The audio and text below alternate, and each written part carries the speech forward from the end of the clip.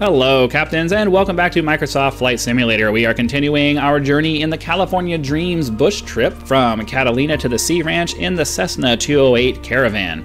We are currently on leg number 5, heading from Shoshone to Furnace Creek, so let's go ahead and hop into the cockpit and get on our way. I will be adjusting the format for this series going forward, just to kind of test it out. My position has been that I don't really want to put cuts in these videos because it's going to interrupt the flow of the journey, I feel like. But given the fact that my watch time for these videos is pretty much zero, at least as far as average watch time, I'm going to start putting in some cuts and see if that helps out with keeping you guys interested in the flights. So let's go ahead and ensure that we have our GPS set up to the next destination. I really wish that it would go to the actual one that you're on, but unfortunately it just doesn't work that way. We'll go ahead and get this direct to the next waypoint, get rid of the flight plan, make sure that we are all set to go with our altitude. We'll pop that up to say 3,500. Get our vertical speed set to about 1,200 feet of altitude, or 1,200 feet of pitch up. Get our nav mode set, get our CDI set to our GPS setting, and get our flaps put down to the first level. All right, so let's go ahead, get ourselves up into the air here, and get moving.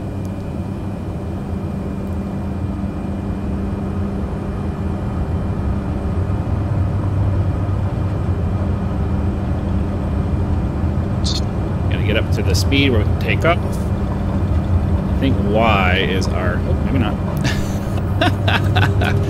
And get our flaps up, get our pitch trim going up. Come on, pitch trim up, pitch trim up. There we go. All right, I'm gonna wait till I actually clear this mountain area before I actually turn on the autopilot, because I don't want it to accidentally end up causing a problem. But we do need to start making a turn to the left, so that should be fine. Let's go ahead and get the autopilot turned on. I think we're relatively cleared now. I have a bad feeling that the autopilot's not working again. All right. The autopilot sometimes has an issue locking in on the course what we need to go to. I don't know why, even though I've set the CDI to be on nav mode. It doesn't always work. Yeah, it's trying to lock me in a straight direction here. So yeah, get it turned off. I'm not sure why it does that. If you could let me know in the comments why it tends to have issues locking onto a course, I'd appreciate it, because I truly have no idea why. It's actually quite frustrating. But we'll manually get ourselves set up on the course here, and then hopefully once we get lined up with where we're supposed to be, it will get fixed. Because we have our course line set to our CDI set to the course line there. And we have our autopilot set to nav mode. And I don't understand why it won't lock into where we need to be. Very frustrating. Okay, it seems like it might be turning towards now. We'll see. All right, so I'm going to go ahead and read off the next thing. After launching from Shoshone Airport, fly southwest over the Ibex Hills into southern Death Valley and the Amargosa River, which is dry most of the time. Got about 5 miles until we make it to that point. Oh, where's this going? Clearly, the GPS did not do what I wanted it to do. Oh, 18. Okay, so now we're back to the part where it's not giving me the correct flight path. Okay, hopefully this will now fix it.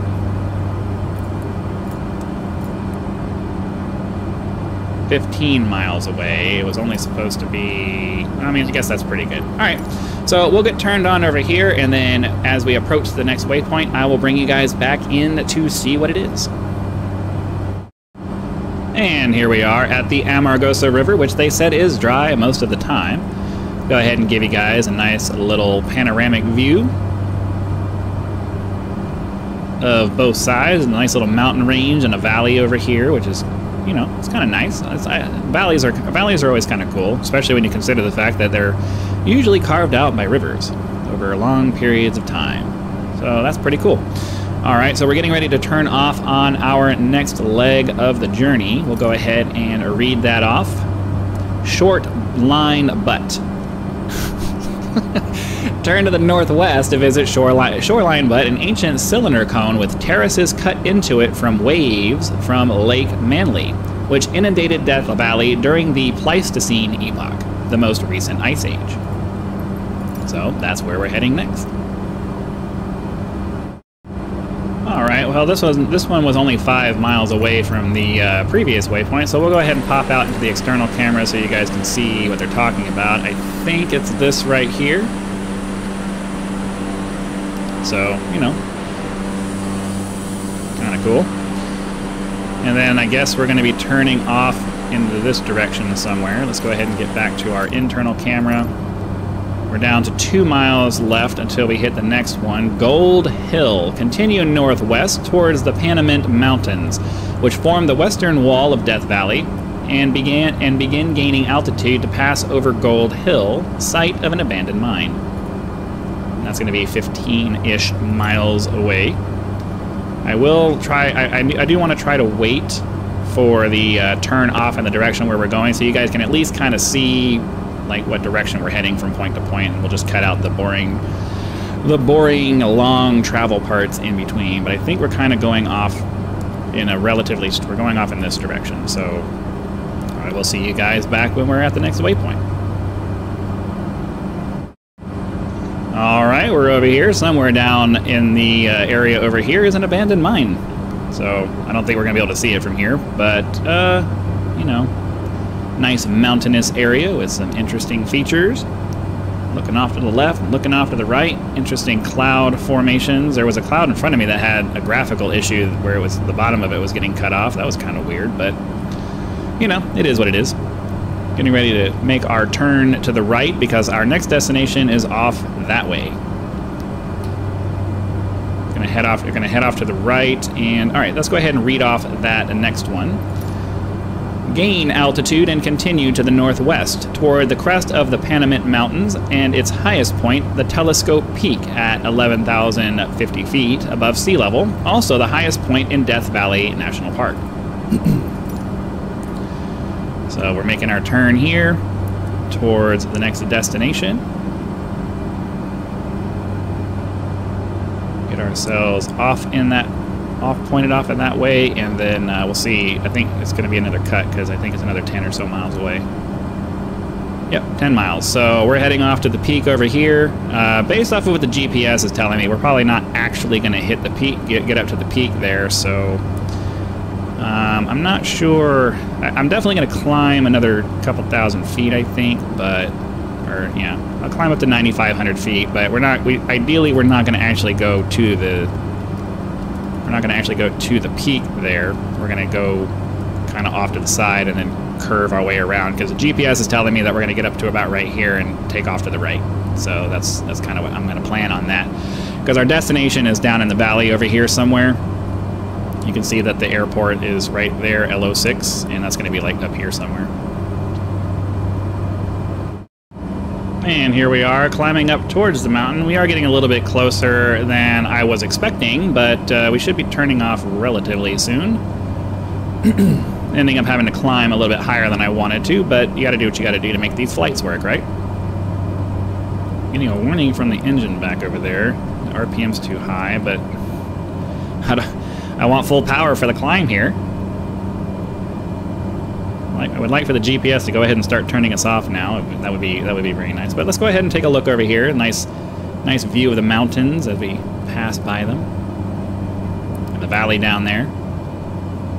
This is the joy of flight, is just being able to see cool, really awesome things like this. All right, the GPS is turning us off towards our next destination, so let's go ahead and read the next one. Hanapaw Canyon. At Telescope Peak, turn to the east-northeast and follow Hanapaw Canyon, a deep chasm that opens to Death Valley.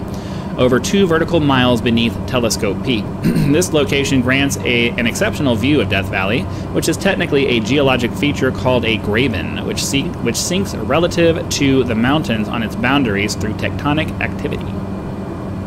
Okay. So we're going to start actually bringing our altitude down to, say, 5,500 feet. If I can get the altitude to actually cooperate. Come on, let's go, let's go, let's go.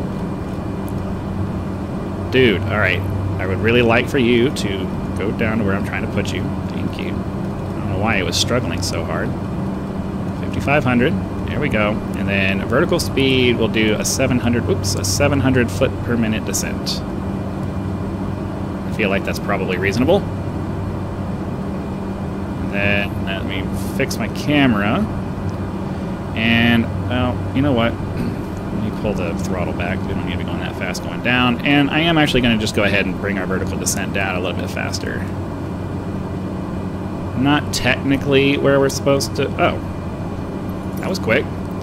With all of the white salt flats of the lowest portion of Death Valley as a vista pass over the sea level mark. So that'll be... Oh yeah, this is dropping down precipitously. So this goes all the way up from over 10,000 feet down to sea level as we continue down the slope here. That appears to be what's going on. So you can see that we were way up here, and this slope goes all the way from over 10,000, all the way from right around 11,000 feet all the way down to sea level right over here. And I think Death Valley is one of those locations, those inland locations that is below sea level. I think that's the way that is. So we'll have to see. We're already only 3.5 miles away from the next one, so we'll just kind of enjoy the view as we are descending down into the valley here. So since we're going down to basically sea level, and I have to imagine our landing area, the airstrip that we're landing at is going to be pretty close to that. Let's we'll pop all the way down to 3,500 feet. And enjoy the ride as we come down. Nice little cloud view, panoramic view of the valley, interesting salt flats out there. Gotta love it. And a little bit of throttle. I don't want to overspeed, but I also don't want to take our sweet time getting where we're going either, so I'm trying to find that throttle setting that allows me to maintain as fast as possible without going into that candy-striped overspeed zone over there on the throttle, or over there on the airspeed indicator. Okay, so we're passing through the sea level mark, apparently. So the next thing is Badwater Basin. Continue on course to Badwater Basin, the lowest point in California, the United States, North America, and all of the Western Hemisphere, at 282 feet below sea level. This is also one of the hottest places in the world, with temperatures regularly topping 120 degrees Fahrenheit during the summer months. So that's cool.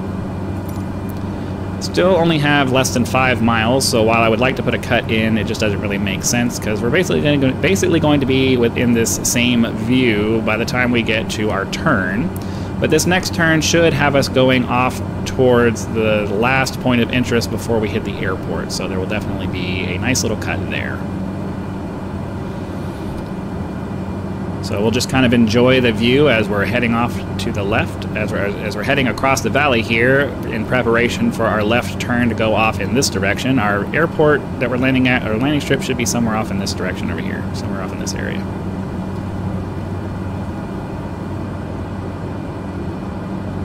Here we go for the turn. So we'll read off the next one and then head off in that direction. From Badwater Basin, flying north, following the base of the Amargosa Mountains to Artist Palette, a multicolored badland formation created due to oxidizing materials in the landscape. Well, there you go. So we're going to be heading off, well, if it'll turn. We're heading off in this direction, and there'll be interesting colors and stuff as we go. So that's what we're doing. All right, we're getting ready to begin our turn towards descent to the runway. I believe that it is this over here. So we're going to go ahead and get that autopilot turned off And we're going to begin our turn towards the runway. Start getting our speed down just a little bit. I'm not sure if that's actually the runway or not. GPS is telling me that it could be, but yeah. Let's go ahead and read off the information for that, though. Furnace Creek Airport, land at Furnace Creek Airport, the lowest airport in the United States at 210 feet below sea level.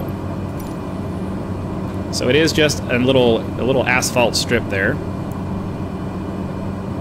And that looks like it's too straight of a line to not be what we're looking for. The GPS is telling me that we're basically pointed at it. So that has to be it. We'll try to get ourselves nice and lined up for a straight-in landing.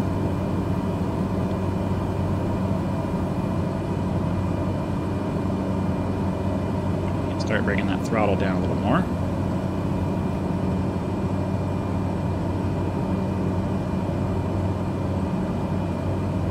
To adjust my pitch trim. Get ourselves to where we can get our flaps down. We're descending a little bit too fast for our speed to be coming down, so that's not helpful.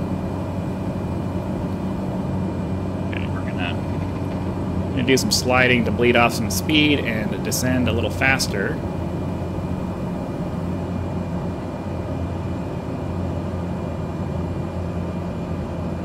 Our airspeed is refusing to come down the way I want it to. Okay, we're slow enough to bring the flaps down. That'll help us reduce some airspeed here. I let go of that slide a little too hard, but that's all right. Alright, now that we got the flaps down, the airspeed's coming down pretty good. And it also helps that we're not descending as fast as we were. Okay, so I think that's the airstrip there in this. I think this right here is the airstrip. It's hard to tell because there's some weird rendering going on here that's making the ground look a little weird. That's alright, we'll make it work. Adjust the pitch trim to keep our attitude proper. Still need to come down some more, so I'm gonna pull back on the throttle some. We're still pretty high.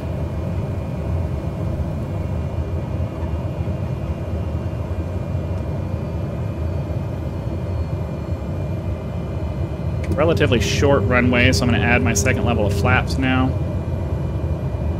500. We're still a little high, so I'm gonna keep the throttle at idle until we get low enough.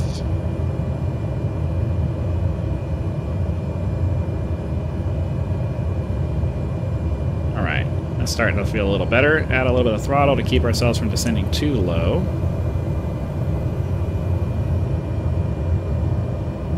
Alright, this feels pretty good. Like a slightly high maybe, but it's not too bad.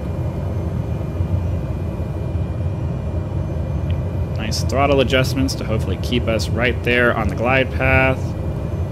Get ourselves down as close to the numbers as we can.